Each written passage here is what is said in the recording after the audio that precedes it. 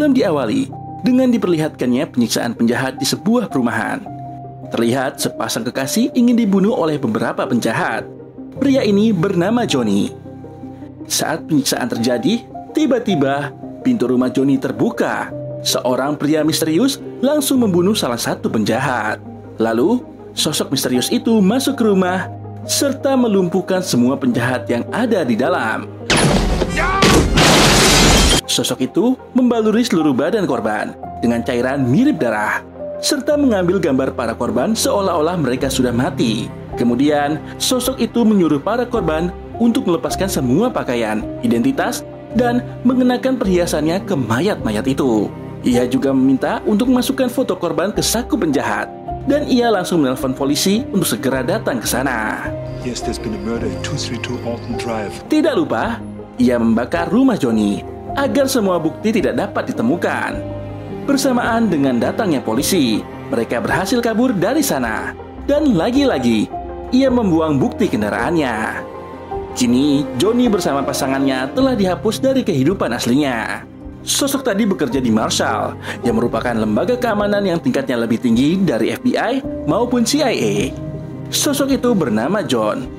Terlihat John menukar gigi mayat palsu dengan data gigi Johnny. Bos dari John bilang bahwa ada seorang perempuan bernama Lee. Ia bekerja di Cyrus Corporation, perusahaan yang menaungi senjata canggih. Ia adalah saksi mata dari skandal di perusahaannya. Esok harinya, Lee berangkat ke kantornya. Temannya sudah memantau Lee dari gedung seberang. Ia langsung memakai alat pendengarnya, serta memasang spycam di jasnya. Right with you, Lee. Kemudian, ia melakukan tugasnya dan Lee mulai memasuki penyimpanan data perusahaan di sana. Ruang besi itu membuat kamera pengintainya hilang sinyal. Lalu Lee menyalin data senjata ke CD yang ia punya hingga penyalinan sudah selesai. Melihat masih ada sedikit waktu, Lee menyalin lagi data senjata di CD yang berbeda. Penjaga di sana menyuruh Lee untuk menemui bosnya. Bosnya itu bernama Tuan William. Pak William sudah mengetahui kejadian tadi, serta mengetahui posisi kamera yang digunakan Lee. Karena takut dengan atasannya, Tuan William memilih untuk mengakhiri hidupnya. Dan Lee segera kabur dibantu dengan temannya. Lantas, FBI memberi bukti ke teman lainnya. Karena belum sepenuhnya aman, masalah Lee diambil alih oleh John. Saat sampai di rumah, terlihat dari kejauhan orang FBI mengawasi rumah Lee. Kemudian Lee membuka CD yang ia salin tadi melalui komputernya. Herannya, file itu tidak bisa terbuka. Hal itu malah terdeteksi oleh karyawan di Cyrus. Lantas, Lee langsung mengabari kejadian itu ke tetangganya. Di luar rumah Lee, agen federal telah tewas dibunuh. Di rumah itu, Lee tidak sendirian. Ia bersama mantan kekasihnya. Di saat bersiap membunuh Lee, datanglah John yang menyamar sebagai tukang balon. Tidak lama kemudian, penjahat menembaki rumah Lee dan Lee berhasil diselamatkan John. Namun, tidak dengan mantan kekasih Lee yang harus tewas di tempat. Penjahat lainnya menembakkan bom paku ke rumah Lee dan tangan John pun terkena bom itu. Lalu, John membuat ledakan dari selang gas hingga akhirnya mereka berdua berhasil keluar dari sana. Adegan beralih ke kantor Cyrus. Di sana, orang Cyrus takut karena Lee masih hidup dan mempunyai bukti kejahatan mereka. Wakil Menteri ingin masalah ini segera dibereskan apapun resikonya. Karena tadi Lee menelpon tetangganya yang bernama Isaacs, hal itu dilacak mereka dan Wakil Menteri menyuruh anak buahnya untuk membunuh Isaacs. I think you know what has to be done. Beralih ke John. Di rumah persembunyiannya, John membakar semua tanda pengenal dari Lee. Pagi harinya, John menemui wanita yang pernah ia tolong bernama Maggie. Wanita ini bisa memalsukan identitas seseorang. Nama baru Lee sekarang adalah Deborah Elliott. John bilang, jika ada ancaman yang mengatasnamakan John atau lainnya, Lee harus ke tempat umum. Serta ia memberikan Lee sebuah pistol karena John bekerja sendiri mulai saat ini. Teman John bilang bahwa 3 saksi mata telah dibunuh. Karena hal itu, John curiga dengan orang-orang di kantornya. Ketika ingin berangkat, agen federal lainnya memberitahu bahwa Isaacs telah dibunuh. Selain dengan agen federal, mereka berangkat bersama anak baru bernama Monroe. Setelah sampai di lokasi, mereka bergegas menyelamatkan seorang saksi mata bernama Ellison. Diawali dengan John yang berhasil melumpuhkan 2 penjahat. Sedangkan di lantai bawah, Robert nampaknya mengenali penjahat itu serta ia langsung menembak penjahat itu tepat di kepalanya. Kemudian, Robert menembak Ellison dengan pistol si penjahat hingga tewas. Salah satu agen federal memasukkan foto Lee ke dalam saku penjahat yang tewas. Melihat hal itu, John menjadi semakin curiga. Karena sudah tahu akal busuk Robert, John membohongi Robert dengan menyatakan bahwa Lee tinggal di Atlanta. Karena tidak hati-hati, John meminum air yang sudah diberi obat tidur oleh Robert. Hingga akhirnya John pusing dan pingsan. Di saat ingin pingsan, John menelpon Lee. Kemudian Lee segera pergi dari sana dan menuju sebuah kebun binatang. Ketika John pingsan, Robert langsung mengambil pistol serta telepon milik John. Untungnya John sudah menghapus nomor Lee. Namun menghapus ternyata tidak cukup. Mereka pun menyadap serta langsung mengetahui keberadaan Lee. Parahnya, Robert juga membunuh Monroe menggunakan pistol John. Setelah bangun dari pingsannya, Robert menuduh John seolah-olah John yang membunuh Monroe. Tidak tinggal diam, John melempar pisau miliknya dan berhasil membuka pintu pesawat. John mengambil bangku dan mesin pesawat berhasil dirusak. Lalu John segera keluar dari pesawat itu. Tak lupa, ia membawa parasut. Kemudian Robert menyuruh pilot untuk menabrak John. Tak tinggal diam, John menembak pesawat itu, yang tentu saja membuat pesawat itu tidak jadi menabraknya. Namun karena hal itu, parasut milik John melilit di badannya.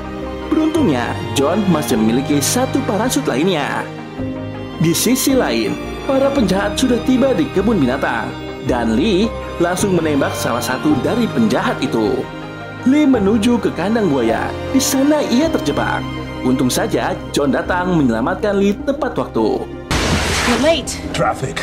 Karena peluru sudah menipis, John menembak kandang buaya agar para buaya lepas. Lalu John segera kabur dari sana. Lagi-lagi, Robert merekayasa itu semua. Ia bilang bahwa John membunuh semua anak buahnya. Mendengar itu, bos John tidak percaya dengan mudah. John bersembunyi di sebuah gereja.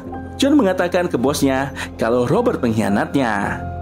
Lee masih menyimpan bukti CD. Ia seharusnya memberi CD itu ke Isaac. John mengabarkan bahwa Isaac sudah tewas terbunuh. Di gereja itu terdapat pendeta Rodriguez, orang yang pernah John tolong sebelumnya. Lalu John meminta tolong ke Johnny dan memberikan obat racun ke Johnny. Di dalam mobil, Wakil Menteri marah kepada Robert karena pengiriman dari dermaga yang belum juga dilakukan. Robert pun berjanji akan menyelesaikan ini semua secepatnya. Kemudian, kantor Cyrus dijaga ketat dan dipenuhi reporter. Johnny yang menyamar sebagai pengantar pizza datang ke kantor itu. Lalu ia memancing amarah petugas di sana. Setelah dinyatakan tidak berbahaya, Johnny memakan obat yang diberi John. Dan kini mereka semua telah masuk ke dalam jebakan John. Akhirnya petugas menelpon ambulans untuk menangani itu.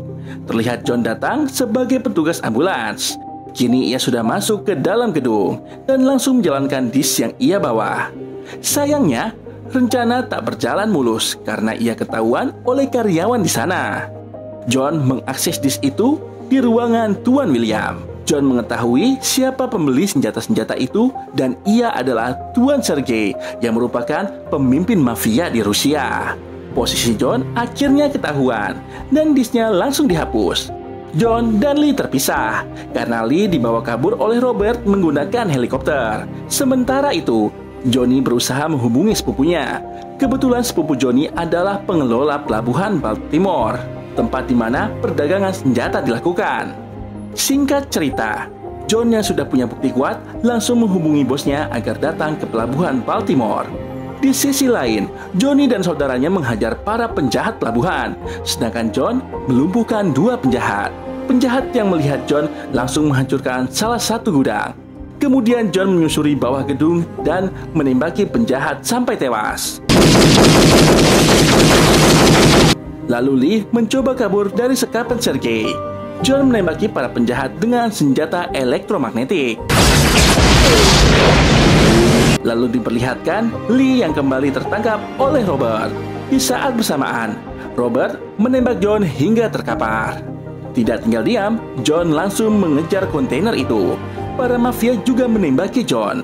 Kemudian terlihat bala bantuan datang. Johnny bersama temannya menembaki para mafia Rusia hingga tewas. Di atas kontainer itu, John berkelahi dengan Robert. John merusak rantai kren hingga membuat mereka jatuh bersama kontainer yang berisi ribuan senjata. Tak lama kemudian, datanglah bos dari John Kruger. Melihat hal itu, atasannya langsung dengan cepat mengamankan barang bukti dan membawa Robert. Keesokan harinya, setelah persidangan berakhir, John serta Lee memiliki mobil miliknya. Namun tak lama kemudian, mobil itu meledak. Dan nampaknya itu hanya sebuah pengalihan. Di dalam mobil itu, mereka senang karena van tadi meledak dan kini mereka berhasil lolos. Tiba-tiba, seorang supir menghentikan dan mengunci pintu mobil itu. Ternyata Johnny yang menyamar sebagai supir. Johnny mencoba menghentikan mobil itu di tengah perlintasan kereta api. Lalu mobil mereka tertabrak kereta api hingga terbelah berkeping-keping. Dan film pun berakhir. Oke, sampai di sini dulu perjumpaan kita hari ini. Sampai jumpa di video berikutnya. Bye-bye.